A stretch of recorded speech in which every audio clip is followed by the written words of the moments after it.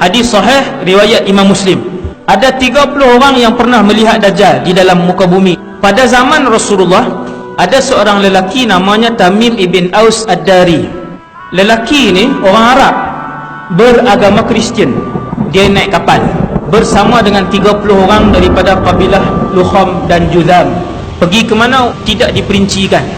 Kata Tamim, waktu kami sampai di tengah-tengah laut, kami dipukul oleh ombak yang kuat sehingga kami hilang arah tuju. Selama 30 hari, sebulan duduk di tengah lautan. Akhirnya kami sampai di sebuah pulau yang kami pun tak tahu pulau itu di mana. Kami pun bergerak ke pulau itu. Kami pun tengah berehat-rehat di pulau tu, tiba-tiba keluar seekor binatang yang pelik. Binatang ini berbulu lebat sehingga menutup seluruh bahagian badannya. Kemudian binatang ni pun datang dekat.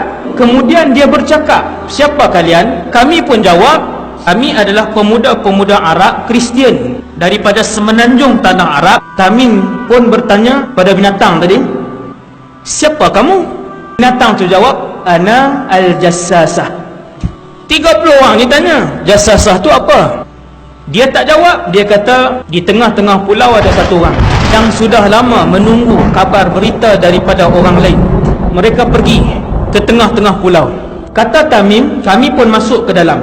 Kami mendapati di dalam itu ada satu orang lelaki, tubuhnya sangatlah besar. Dia bersandar ke dinding gua itu dalam keadaan kedua-dua tangannya dan kedua-dua kakinya diikat dengan satu rantai besi yang tak boleh bergerak.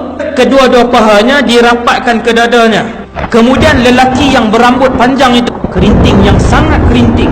Lelaki itu bertanya kepada kami, "Man antum?" Kamu semua ni siapa? Kami Arab ni daripada semenanjung tanah Arab, naik kapal, panjang saya cerita. Kemudian kami pun tanya kepada lelaki tadi, "Siapa kamu?" Jadi dia tak jawab. Kemudian dia tanya beberapa soalan, 4 soalan. Soalan pertama lelaki ni tanya, "Kamu semua tahu tak tentang Tasik Tabariyah?" Yang ramai-ramai ni jawab, "Tahu."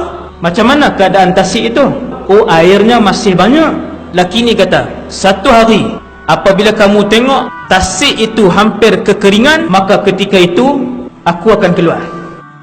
Tasik Tabariyah ni Tasik di mana? Sea of Galilee. Tasik ni ada di Israel. Tuan-tuan boleh tengok Tasik itu hari ini setiap tahun dia mengalami kesurutan. Dia tanya soalan yang kedua, "Bagaimana keadaan ladang Baisan?" 30 orang ni jawab, "Ladang tu masih berbuah, kurmanya banyak."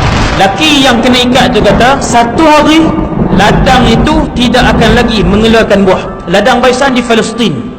Ladang Baisan 1400 tahun yang lalu dia ladang kurma. Hari ini 2017, ladang tu dah jadi tanah lapang. Dajjal kata, apabila kalian melihat Nakhlul Baisan tidak lagi mengeluarkan buah, maka ketika itu zaman untuk aku muncul telah hampir. 3. Laki yang kena ikat tu tanya, "Bagaimana keadaan mata air Zuhar?"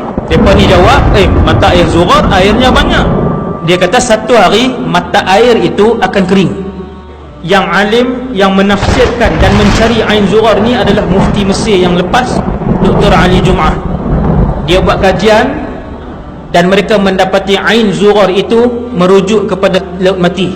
Laut Mati itu 100 tahun yang lalu penduduk di situ sebut Ain Zuhar. Ketika kumpulan ulama daripada Mesir, termasuk mufti Mesir yang lalu, pergi ke situ, orang kampung sebut, "Wahai Tuan Mufti, dulu di sini adalah sebahagian daripada Laut Mati itu." Dia tunjuk satu pokok jauh daripada Laut Mati itu.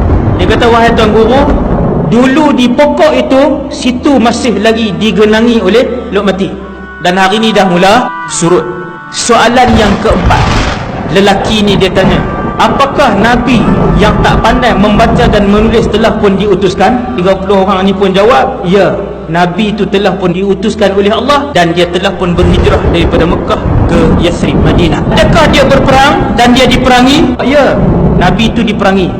Adakah dia menang? Dia pun jawab, ya, setiap kali peperangan dia menang. Maka lelaki itu pun kata, "Alangkah beruntungnya siapa yang ikut Nabi." Sesungguhnya, kata lelaki tadi, hanya kalian sahaja diizinkan oleh Allah untuk sampai ke pulau ini, dan aku yang diikat ini ialah Al-Masih Ad-Dajjal.